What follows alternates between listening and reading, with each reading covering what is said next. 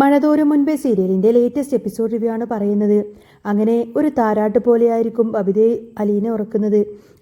ബബിത ഉറങ്ങിയെന്ന് അറിഞ്ഞിട്ട് പോലും അലീനയാണെങ്കിൽ ഫോണൊന്നും കട്ട് ചെയ്യുന്നില്ല. തൻ്റെ സാന്നിധ്യം അവൾക്ക് നല്ലൊരു ധൈര്യമാണെന്ന് അലീനയ്ക്ക് നന്നായിട്ട് അറിയാമായിരുന്നു. രാവേറെ ചെന്നിട്ടും ആ സ്നേഹത്തിൻ്റെ ബന്ധം ആ ഫോൺ കോളിലൂടെ അങ്ങനെ തന്നെ ഇങ്ങനെ നിലങ്ങി നിന്നു. പിന്നീട് അങ്ങനെ നേരം വെളുത്തപ്പോൾ ജോലിക്കാരി സുനിത അതിവേഗം തന്നെ പണികളിലൊക്കെ തീർത്തു വെക്കാണ്. എന്നാൽ ഇന്നത്തെ പ്രഭാതത്തിന് ഒരു പ്രത്യേകതയുണ്ടായിരുന്നു. മാസങ്ങൾക്ക് ശേഷം ആ വീടിൻ്റെ നാഥയായ വൈജയന്തി വീണ്ടും ഓഫീസിലേക്ക് പോകാനൊരുങ്ങാണ്. അപകടത്തിൽ പരിക്കേറ്റ് വിശ്രമത്തിലായിരുന്ന അവളുടെ കാലുകൾ ഇപ്പോൾ പൂർണ്ണമായിട്ടും ഭേദമായിരിക്കുന്നു. പഴയ അധികാരത്തിൻ്റെ പ്രൗഢിയോടുകൂടത്തിൽ ചുണ്ടിൽ ഒരു കടുപ്പമുള്ള ഭാവത്തോടെ വൈജയന്തി അടുക്കളയിലേക്ക് നടന്നു. സുനിതയെ വൈജയന്തിയുടെ ശബ്ദം അടുക്കളയിലെ തിരക്കുകളിലും വ്യക്തമായി തന്നെ മുഴങ്ങി. എന്താ കൊച്ചമ്മേ? കാര്യങ്ങളൊക്കെ നീ കറക്റ്റായിട്ട് തന്നെ നോക്കിക്കോണം. ഞാൻ ഇനിയിപ്പോൾ പകലൊന്നും ഇവിടെ ഉണ്ടാവില്ല. ഇന്നു മുതൽ ഞാൻ ഓഫീസിലേക്ക് പോയി തുടങ്ങുക. എല്ലാ കാര്യങ്ങളും നീ കറക്റ്റ് സമയത്തിന് ചെയ്തു വെച്ചേക്കണം.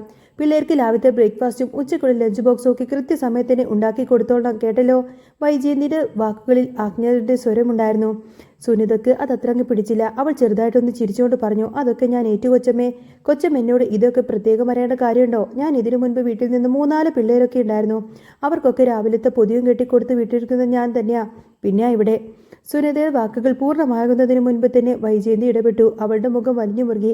നീ നേരത്തെ നിന്ന് വീട്ടിലെ കണക്കൊന്നും ഇവിടെ പറയണ്ട. അവിടുത്തെ കാര്യങ്ങളൊക്കെ എനിക്കറിയേണ്ട ആവശ്യമില്ല. എൻ്റെ വീട്ടിലെ കാര്യങ്ങൾ ഞാൻ പറയുന്നത് പോലെ നടക്കണം. അതുപോലെ തന്നെ നാളെ മുതൽ എനിക്കും ഉച്ചക്ക് കൊണ്ടുപോകാനുള്ള ലഞ്ച് ബോക്സൊക്കെ വേണം, മറക്കണ്ട. അത്രയും പറഞ്ഞ് ഉത്തരവ് നൽകിയ ഒരു റാണിയെ പോലെ തന്നെ വൈജയന്തി അവിടെ നിന്ന് പുറത്തേക്ക് നടന്നു. ഹാളിൽ വന്ന വൈജയന്തി മക്കളെ ഉറക്കെ വിളിച്ചു. രോഹിത്തെ, ബബിതെ, എല്ലാവരും ഇങ്ങോട്ടേക്ക് വന്നേ. വിളി കേട്ട് മുകളിലത്തെ നിലയിൽ നിന്നും രോഹിത്തും ബബിതയും താഴേക്ക് ഇറങ്ങി വന്നു. അവരുടെ കൂടെ കൃഷ്ണമോളുണ്ടായിരുന്നു.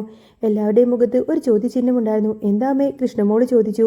ഞാൻ ഇന്നു മുതൽ ജോലിക്ക് പോവുകയാണ്, വൈജയന്തിയുടെ സ്വരത്തിൽ ഗൗരവം തന്നെ പറഞ്ഞു. ഏതായാലും ഇനിയിപ്പോൾ പ്രത്യേകിച്ച് നിനക്കൊന്നും പറഞ്ഞു തരേണ്ട കാര്യമില്ലല്ലോ. പഴയതുപോലെ തന്നെ കാര്യങ്ങളൊക്കെ അതേ രീതിയിൽ തന്നെ കൊണ്ടു നടത്തണം. വൈജയന്തിയുടെ നോട്ടം പെട്ടെന്ന് രോഹിത്തിന് നേരെ നീണ്ടു. അവൻ്റെ കണ്ണുകൾ ദേഷ്യം തിളങ്ങി. പിന്നെ രോഹിത്, ഇവിടെ അടുക്കളയിൽ കയറുവോ പാചകം ചെയ്യാനോ അങ്ങനെയുള്ള പരിപാടിയൊന്നും വേണ്ട. നിനക്ക് കറക്റ്റായിട്ട് ഭക്ഷണം റൂമിൽ കൊണ്ടുവന്ന് തരും. നീ കൂടെ ഇനി പാചകം ചെയ്യാതെ ഇറങ്ങിത്തിരിക്കേണ്ട കാര്യമുള്ളൂ. രോഹിത്തിൻ്റെ മുഖം പെട്ടെന്ന് മാറി. അവനത് കേട്ട് നിൽക്കാൻ കഴിഞ്ഞില്ല. അല്ല, എനിക്കിഷ്ടമുള്ളപ്പോൾ ഞാൻ ഇറങ്ങി വന്ന് പാചകം ചെയ്യും. എനിക്ക് ഇഷ്ടമുള്ളപ്പോൾ ഞാൻ എങ്ങനെ നടക്കും. അല്ലാതെ എനിക്കെപ്പോഴും ആ റൂമിൽ തന്നെ ഇരിക്കാനൊന്നും പറ്റത്തില്ല. നിന്നോട് റൂമിൽ തന്നെ അടച്ചിരിക്കണമെന്നല്ല ഞാൻ പറഞ്ഞത്. വൈജയന്തിൻ്റെ ശബ്ദമുയർന്നു. അല്ല, നിന്നെ ഇവിടെ ആരൊക്കെയോ കുറേ അധികം പഠിപ്പിച്ചു വെച്ചിട്ടുണ്ടല്ലോ അടുക്കളപ്പണി. ആ പണി നീ ഇവിടെ ചെയ്യണ്ടെന്നാ പറഞ്ഞത്. വൈജയന്തിയുടെ വാക്കുകളിൽ അലീനയോടുള്ള ദേഷ്യം വ്യക്തമായി തന്നെ കേൾക്കുന്നുണ്ടായിരുന്നു. രോഹിത് ഒന്ന് പുച്ഛിച്ചോട് ചിരിച്ചു. ഓ, ആ പണിയോ? ആ പണി നീ ചെയ്യണ്ട, വൈജയന്തി തറപ്പിച്ചു പറഞ്ഞു. അതിനാണ് ഞാൻ ഇവിടെ ശമ്പളം കൊടുത്ത് വേലക്കാരി നിർത്തിയിരിക്കുന്നത്. അവരത് ചെയ്തോളും. അവർക്കിടയിൽ ആ തർക്കം നടന്നുകൊണ്ടിരിക്കുമ്പോഴാണ് സ്റ്റെയർ ഇറങ്ങി ബാലചന്ദ്രൻ അങ്ങോട്ടേക്ക് വരുന്നത്. അദ്ദേഹത്തിൻ്റെ മുഖത്ത് പതിവ് ശാന്തതയുണ്ടായിരുന്നു. തൻ്റേതായിട്ടുള്ള ഏതോ ചിന്തകളിൽ നിന്ന് മുഴുകി അദ്ദേഹം അങ്ങോട്ടേക്ക് എന്തോ ചെയ്തുകൊണ്ടുവരികയായിരുന്നു. വൈജയന്തി പതുക്കെ ബാലചന്ദ്രൻ്റെ അടുത്തേക്ക് ചെന്നു. ഒരിക്കൽ വരണ്ട സ്വരത്തിലങ്ങ് പറഞ്ഞു, പിന്നെ ഞാൻ ഇന്നു മുതൽ ഓഫീസിലേക്ക് പോവാണ്. ഇന്ന് ഞാൻ ജോലിക്ക് ജോയിൻ ചെയ്യാണ്. ബാലചന്ദ്രൻ ഒന്ന് നിവർന്നിരുന്നു. അയാളുടെ കണ്ണിൽ പെട്ടെന്ന് തന്നെ ഒരു തീപ്പൊരി പാറി. കഴിഞ്ഞ കാലങ്ങളിലെ അവഗണനയും മുറിവുകളുടെയും എല്ലാ ഭാരവും ആ ഒരു നോട്ടത്തിലുണ്ടായിരുന്നു. അതിനിപ്പോൾ എനിക്കെന്താ? ബാലചന്ദ്രൻ്റെ ശബ്ദമുയർന്നു. നീ എന്താ ഇപ്പോൾ ഇങ്ങനെയൊക്കെ എന്നോട് വന്ന് പറയുന്നത്? ഞാൻ നിന്നോട് ചോദിച്ചോ നീ എവിടെ പോകണമെന്നോ അല്ലെങ്കിൽ നിനക്ക് ജോലി കിട്ടിയോ ഇല്ലയോ എന്നൊക്കെ? ഇതൊന്നും ഞാൻ നിന്നോട് ചോദിച്ചില്ലല്ലോ. അതുകൊണ്ട് എനിക്കിതൊന്നും അറിയണ്ട. വൈജയന്തിക്ക് ആ മറുപടി തീരെ പ്രതീക്ഷിച്ചിരുന്നില്ല. അവളുടെ ഈഗോക്ക് വല്ലാതെ മുറിവേറ്റു. അല്ല, വീട്ടിൽ ഒരാളാണല്ലോ നിങ്ങൾ. അപ്പോൾ നിങ്ങളോട് പറഞ്ഞിട്ട് പോവുക എന്നുള്ളത് എൻ്റെ ഉത്തരവാദിത്വം. അങ്ങനെയാണല്ലോ എന്ന് കരുതിയിട്ട ബാലചന്ദ്രൻ പുച്ഛത്തോടൊന്ന് ചിരിച്ചു. ആ ചിരിയിൽ അപമാനിക്കപ്പെട്ട ഒരു ഭർത്താവിൻ്റെ എല്ലാവിധ സങ്കടങ്ങളും ഉണ്ടായിരുന്നു. ഓ, അങ്ങനെ ചോദിക്കുകയും പറയുമൊക്കെ ചെയ്തു കഴിഞ്ഞിട്ടെങ്കിൽ പല കാര്യങ്ങളും ഞാനും ചോദിക്കും. പക്ഷേ പിന്നെ ഇങ്ങോട്ടേക്ക് ഉത്തരം കിട്ടത്തില്ല. ഉത്തരം കാണത്തില്ല നിനക്ക് പറയാനായിട്ട്. പല കാര്യങ്ങളും ചോദിക്കുകയും പറയുകയും ചെയ്യേണ്ടി വരും. അപ്പോൾ പിന്നെ അതുകൊണ്ട് എന്തിനാ വെറുതെ അതിൻ്റെ ഒന്നും ആവശ്യമില്ലല്ലോ. നീ നിൻ്റെ കാര്യം നോക്ക്, ഞാൻ എൻ്റെ കാര്യം നോക്കിക്കോളാം. നീ എൻ്റെ കാര്യം നോക്കാൻ വരണ്ട, ഞാൻ നിൻ്റെ കാര്യം നോക്കാനും വരത്തില്ല. നീ പോവുകയോ പോവാതിരിക്കോ എന്ന് വേണമെങ്കിലും ചെയ്യോ. ശല്യം ചെയ്യരുത് എന്നെ, ദയവ് ചെയ്ത് എന്നെ ശല്യം ചെയ്യരുത്. എനിക്ക് മനസ്സമാധാനം വേണം. അത് കേട്ടപ്പോൾ വൈജയന്തിയുടെ നിയന്ത്രണം വിട്ടു. അവൾക്ക് അയാളുടെ വാക്കുകൾ സഹിക്കാൻ കഴിഞ്ഞില്ല. ഓ, ഞാനാണല്ലോ നിങ്ങളുടെ മനസ്സമാധാനം കളയുന്നത്. ആ ഭൂലോകരമ്പ ഇവിടെ ഉണ്ടായിരുന്നപ്പോൾ നിങ്ങൾക്ക് സമാധാനമുണ്ടായിരുന്നോ? വേണ്ടുവോളം നിങ്ങൾക്ക് സമാധാനമുണ്ടായിരുന്നല്ലോ അല്ലേ? ആ രമ്പ ഇവിടെ ഉണ്ടായിരുന്നപ്പോൾ അവൾ പോയപ്പോഴാണല്ലോ നിങ്ങളുടെ സമാധാനം അങ്ങ് കേടായത്. ബാലചന്ദ്രൻ്റെ കണ്ണുകൾ ഇങ്ങനെ രക്തവർണ്ണമായി. വർഷങ്ങളായി അടക്കി വെച്ച അഗ്നിപർവ്വതം പെട്ടെന്നങ്ങ് പൊട്ടിപ്പുറപ്പെടുന്നത് പോലെ അയാളങ്ങ് അലറി. ദേ, വെറുതെ പോയവരുടെ പേരും പറഞ്ഞ് ഇവിടെ വെറുതെ വലിച്ചിട്ട് കുളമാക്കേണ്ട വൈജയെ. നിന്നോട് ഞാൻ പറഞ്ഞോ? നിന്നോട് ഞാനിപ്പോൾ അവളുടെ കാര്യം പറഞ്ഞോ? അല്ലെങ്കിൽ പിന്നെ ഞാനിപ്പോൾ നിന്നോട് എന്ത് പറയാൻ വന്നതാ? ഞാൻ നിന്നോട് വഴക്കിന് വന്നോ? ഇല്ലല്ലോ. എവിടെയെങ്കിലും ഒന്ന് ഒതുങ്ങി മാറി സഹിച്ചു ക്ഷമിച്ചുമിരിക്കുമ്പോൾ നിന്റെ ഉത്തരവാദിത്തങ്ങൾ ഒന്നും എൻ്റെ മേൽ കെട്ടിവെക്കാൻ നീ നോക്കണ്ട. എൻ്റെ ഉത്തരവാദിത്തങ്ങൾ നിന്നിൽ കെട്ടിവെക്കാനും ഞാൻ വരുന്നില്ല. അതുകൊണ്ട് പോയവരുടെയും വന്നവരുടെയും കാര്യമൊക്കെ നീ സംസാരിക്കേണ്ട വൈജയെ. നീ നിന്റെ കാര്യം നോക്കി നിന്റെ റൂമിൽ കഴിഞ്ഞോ? ഞാൻ എൻ്റെ കാര്യം നോക്കിക്കോളാം. ബാലചന്ദ്രൻ അങ്ങ് ദേഷ്യം വരികയാണ്. എന്നിട്ട് അവരൊട്ടും വകവയ്ക്കാതെ പല കഥകളും പൊക്കിക്കൊണ്ട് വന്നു കഴിഞ്ഞിട്ടുണ്ടെങ്കിൽ നാറാൻ പോകുന്നത് ആരൊക്കെയാണെന്ന് ഞാൻ പ്രത്യേകിച്ച് പറയണ്ടല്ലോ. അതുകൊണ്ട് അവനവൻ്റെ കാര്യം നോക്കി ഈ വീട്ടിൽ ജീവിക്കുന്നതായിരിക്കും അവനവന് നല്ലത്. അവനവന് നാറുണ്ടായെങ്കിൽ അത് തന്നെയായിരിക്കും നല്ലത്. വൈജയന്തി ഒട്ടും വിട്ടുകൊടുക്കാൻ തയ്യാറായില്ല. അവൾ തിരികെ കയർത്തു. അല്ലെങ്കിലും ആരാ നിങ്ങളോട് പറയുന്നത്? നിങ്ങൾ ഈ വീട്ടിലുള്ളത് കൊണ്ട് മാത്രം ഞാൻ നിങ്ങളോട് പറയാൻ നിന്നതാ. നിങ്ങളെപ്പോലെ തോന്നിവാസം കാണിച്ച് നടക്കാനൊന്നും എന്നെ കൊണ്ട് പറ്റില്ല. എനിക്കറിയാം. ബാലചന്ദ്രൻ വിരൽ ചൂണ്ടിക്കൊണ്ട്, നീ ആരാ തോന്നിവാസം കാണിച്ച് നടക്കുന്നതൊക്കെ? നടക്കാൻ പറ്റില്ല. അതൊക്കെ ആർക്കതൊക്കെ നന്നായിട്ടറിയാം. ഏതായാലും വെറുതെ എൻ്റെ BP കൂട്ടത്തില്ല. എനിക്ക് ജോലിയും കാര്യങ്ങളൊക്കെ ഉണ്ട്. ഞാൻ പോവാ. അയാൾ തിരിഞ്ഞ് നടക്കാൻ തുടങ്ങുമ്പോഴേക്കും വൈജയന്തി വീണ്ടും ചോദിച്ചു, എവിടെയായി പോകുന്നത്? എൻ്റെ കാര്യം അന്വേഷിക്കണ്ട എന്ന് ബാലചന്ദ്രൻ വെറുപ്പോടുകൂടി പറഞ്ഞ് തിരിഞ്ഞു നിന്നു. പിന്നെ നിന്റെ മക്കൾ? ഞാൻ തന്നെ. എനിക്ക് തന്നെ ഉണ്ടായ മക്കളല്ലേ? നിനക്കെല്ലാം ഉത്തരവാദിത്വമുണ്ടല്ലോ. നീ മക്കളുടെ കാര്യം നോക്ക്. മക്കളുടെ കാര്യം ചോദിച്ച് അതറിയും. പിന്നെ മക്കൾക്കും തിരിച്ചു മറുപടി പറയാനായി മക്കൾക്കും തന്നോട് തന്നെ വളർന്നു. നീ ഒന്ന് ചിന്തിച്ചു നോക്ക്. അത്രയും പറഞ്ഞ് ബാലചന്ദ്രൻ അവിടെ നിൽക്കാതെ ദേഷ്യത്തോടെ പുറകിലേക്ക് നടന്നു. അയാൾക്ക് ശ്വാസം മുട്ടുന്നത് പോലെ തോന്നി. ആ വീടിൻ്റെ ചുമരുകൾ തന്നെ ശ്വാസം മുട്ടിക്കുന്നത് പോലെ കാറിലേക്ക് അങ്ങ് കയറിയിരിക്കുകയാണ്. അച്ഛൻ ദേഷ്യപ്പെട്ട് കാറിലേക്ക് കയറി പോകുന്നത് വാതിൽക്ക് നിന്ന് 3 പേരും നോക്കി നിൽക്കുന്നുണ്ടായിരുന്നു. ബബിതയ്ക്ക് അത് കണ്ട് വല്ലാത്ത സങ്കടം തോന്നി. വല്ല ആവശ്യമുണ്ടായിരുന്നോ? ബബിത അമ്മയെ നോക്കി ചോദിച്ചു.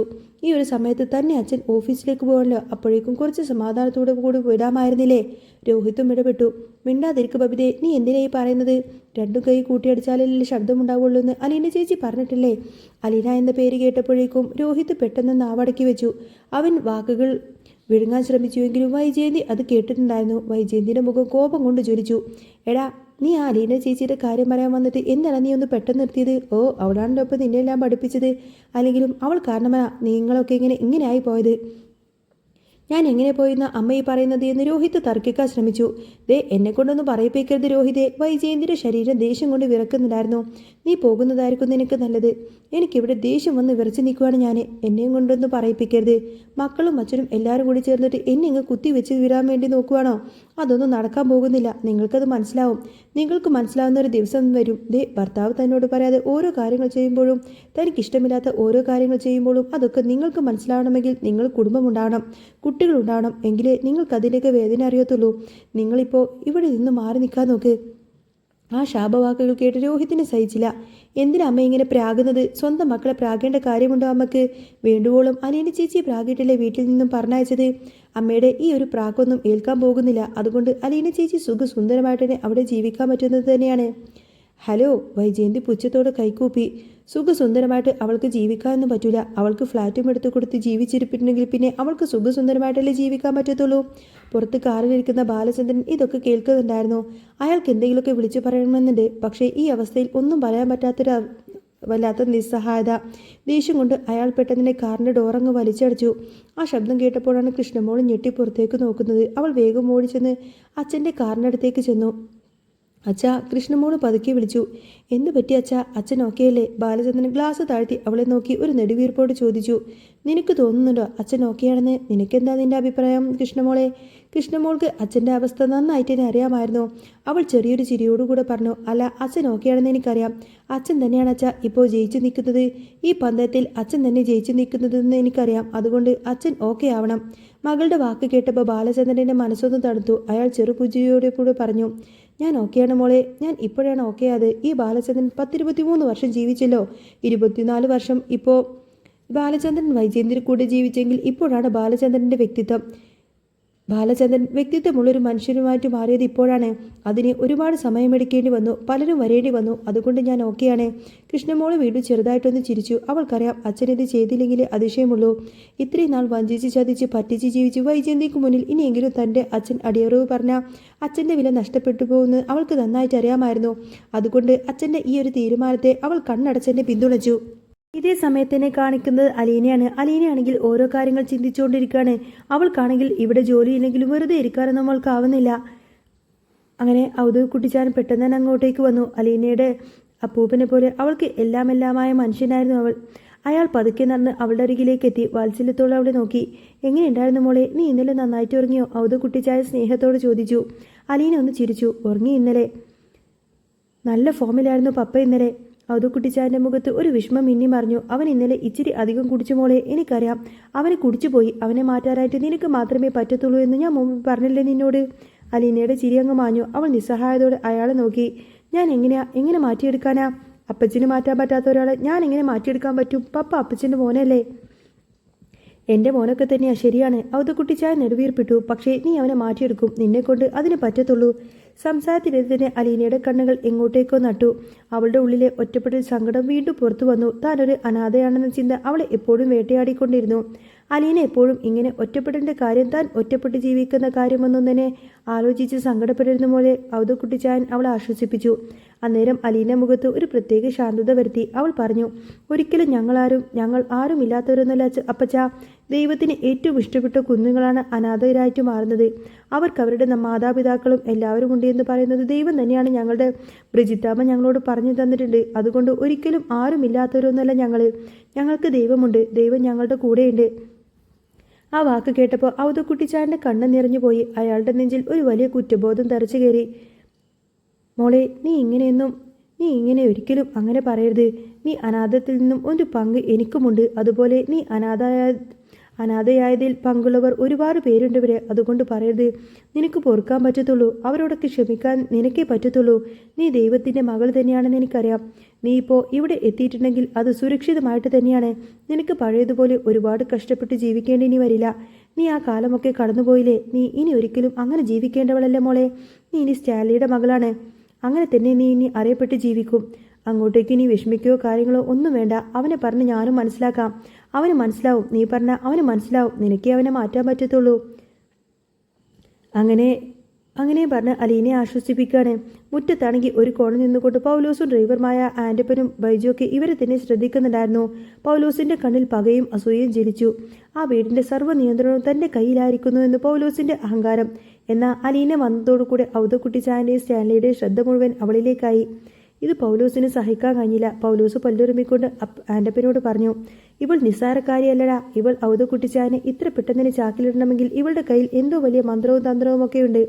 അതൊക്കെ പഠിച്ചു വന്നവളാണ് ഇവളെങ്ങാനും കൂടുതൽ കാലം ഇവിടെ നിർത്തിയിട്ടുണ്ടെങ്കിൽ നമ്മുടെ കാര്യമൊന്നും ശരിയാവത്തില്ല. എന്ത് ചെയ്യാനാ പൗലോസേട്ടാ? ആൻഡപ്പൻ ചോദിച്ചു. എങ്ങനെയെങ്കിലും ഇവിടെ നിന്നും പുറത്താക്കണം. എന്നാലേ എനിക്കിനി ഇവിടെ നിലനിൽപ്പുള്ളൂ. പൗലോസ് ഇങ്ങനെ മനസ്സിൽ പുതിയ പദ്ധതികളൊക്കെ മെനയുന്നുണ്ടായിരുന്നു. അലീന എന്ന പെൺകുട്ടി തൻ്റെ സാമ്രാജ്യത്തിന്റെ ഭീഷണിയാണെന്ന് അയാൾക്ക് നന്നായിട്ട് അറിയാം. അവളെ ഇവിടെ നിന്ന് പുറത്താക്കാൻ വേണ്ടി തന്നെ പൗലോസ് ഉറപ്പിച്ചു കഴിഞ്ഞിരുന്നു. അലീനയോട് സംസാരിച്ചതിന് ശേഷം ഔദക്കുട്ടിച്ചായ നേരെ പോയത് സ്റ്റാലിയുടെ അടുത്തേക്കാണ്. തലേന്നത്തെ മദ്യപാനത്തിന്റെ കെട്ടുവിടാതെ കിടക്കുകയായിരുന്നു അവനെ. ഔദക്കുട്ടിച്ചാൻ ഗൗരവത്തോടുകൂടെ അയാളെ മുറിയിലേക്ക് ചെന്നു. നീ ഇങ്ങനെ കുടിച്ചു കൂട്ടാതെണ്ടെന്ന് ഒരു പക്ഷേ നീ ഇവിടെ നിന്ന് അങ്ങ് ഇല്ലാതായി കഴിഞ്ഞാൽ എന്താകുമെന്ന് നീ ചിന്തിച്ചിട്ടുണ്ടോടാ?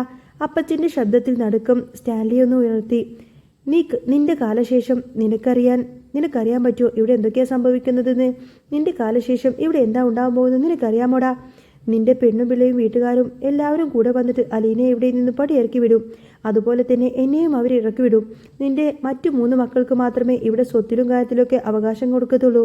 സ്റ്റാൻലി മറുപടിയൊന്നും പറയാതെ തന്നെ തല കുനിച്ചിരുന്നു. ഔദക്കുട്ടിച്ചായൻ തുടർന്നു. അതുകൊണ്ടാണ് ഞാൻ പറയുന്നത്, നീ ഇങ്ങനെ കുടിച്ചു നശിക്കരുത്. അവൾക്ക് വേറെ ആരുണ്ടടാ? നിന്റെ മറ്റു 3 മക്കൾക്ക് വേറെ ആൾക്കാരൊക്കെ ഉണ്ട്. അവർക്ക് അമ്മയുടെ കൂടെ പുറപ്പെട്ടിട്ടുണ്ട്, ബന്ധുമിത്രാദികളുണ്ട്. പക്ഷേ അവൾക്ക് നീ മാത്രമേ ഉള്ളൂ അലീനക്ക്. അതുകൊണ്ട് എനിക്കൊന്നും ചെയ്യാൻ പറ്റത്തില്ല. നീ ഇല്ലാത്ത അവസ്ഥയിൽ ഞാൻ എന്ത് ചെയ്യാനാ? അതുകൊണ്ട് ഒരിക്കലും നീ ഇങ്ങനെ കുടിച്ച് നശിക്കരുത്. അതുമാത്രമല്ല, അവളുടെ കാര്യത്തിൽ നമുക്കൊരു തീരുമാനം എത്രയും പെട്ടെന്ന് തന്നെ എടുക്കണം. ഒരു തീരുമാനം എടുക്കണം. അവളെ സേഫാക്കണം. ഒരപ്പൻ്റെ ഏറ്റവും വലിയ സങ്കടവും ഭയവും അതുതന്നെയായിരുന്നു ആ വാക്കുകളിൽ. അലീന എന്ന പെൺകുട്ടിയുടെ ഭാവി സ്റ്റാൻലിയുടെ കൈകളിലാണെന്ന് അയാൾ ഓർമ്മിപ്പിക്കുന്നുണ്ടായിരുന്നു. കൊടുങ്കാറ്റിന് മുന്നിലുള്ള ഒരു ശാന്തതയായിരുന്നു ഇപ്പോൾ ആ ഒരു വീടുകളിൽ. എപ്പോൾ വേണമെങ്കിലും ആത്തുല്ലസിച്ച് പെയ്യാൻ പാകത്തിന് കാർമേഘങ്ങൾ ഇരുണ്ടുകൂടിക്കൊണ്ടിരുന്നു. സ്നേഹവും പകയും വാശിയും നിറഞ്ഞ ആ ഒരു ബന്ധത്തിൽ ഇങ്ങനെയൊക്കെയാണ് ഇനി എങ്ങോട്ടേക്കാണ് സഞ്ചരിക്കാൻ പോകുന്നത് എന്ന് കാലത്തിന് മാത്രമേ അറിയാൻ കഴിയുള്ളൂ.